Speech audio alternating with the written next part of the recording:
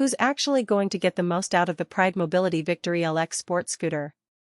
Is it the weekend warrior who wants to hit the boardwalk without breaking a sweat, the senior who needs a reliable way to get to the grocery store, or the occasional user who just wants a backup for those rainy day trips?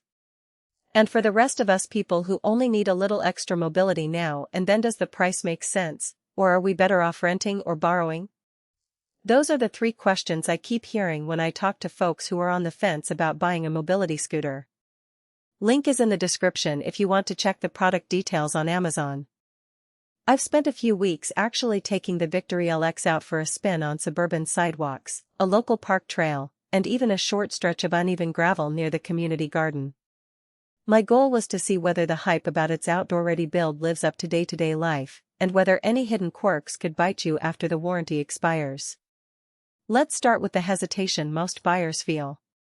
When you're looking at a four-wheel scooter that claims a top speed of about 8 miles an hour, you picture yourself zipping along a flat path, but the real world throws in potholes, curb cuts, and grocery store parking lots.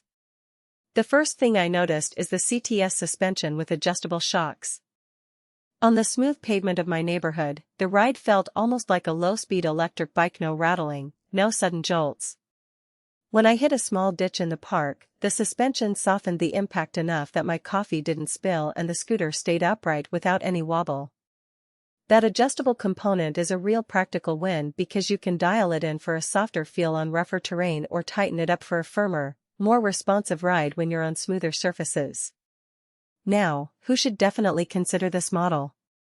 If you weigh more than 250 pounds or need a scooter that can handle up to 400 pounds without sagging, the Victory LX's beefy frame and heavy-duty wheels give you peace of mind.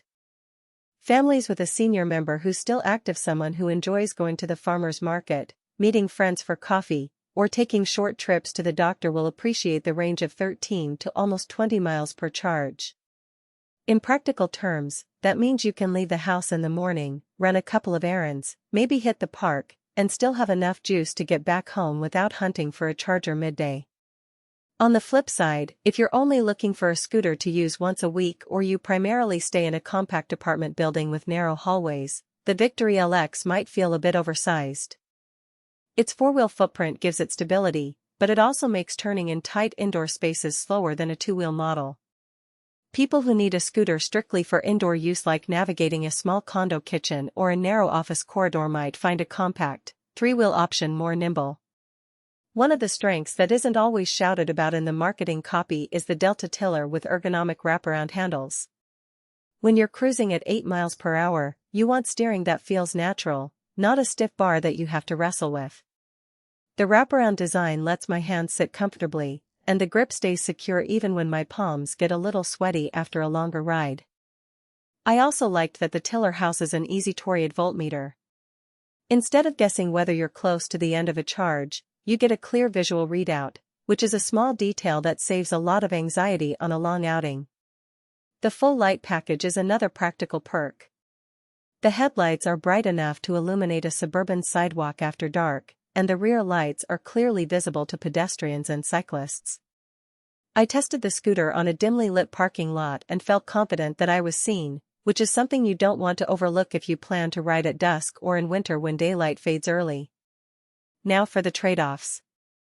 The Victory LX's top speed of 8 miles per hour is decent for most everyday scenarios, but it does mean you won't be able to keep up with faster walkers or cyclists on a busy trail. If you're hoping to use the scooter on a bike path alongside cyclists who cruise at 12 to 15 miles per hour, you'll find yourself lagging behind, which could be frustrating on a packed weekend. Additionally, the range 13 miles on the lower end depends heavily on terrain and how much weight you're carrying. On a flat route with just the rider, the higher 19.7-mile figure is realistic, but throw in a basket full of groceries or a small dog, and you'll notice the battery depleting faster than the display suggests. That's why keeping the convenient charger port handy is essential. You'll want to plug in as soon as you get home rather than waiting until the battery is almost flat. Another practical consideration is the scooter's classification as an FDA Class II medical device.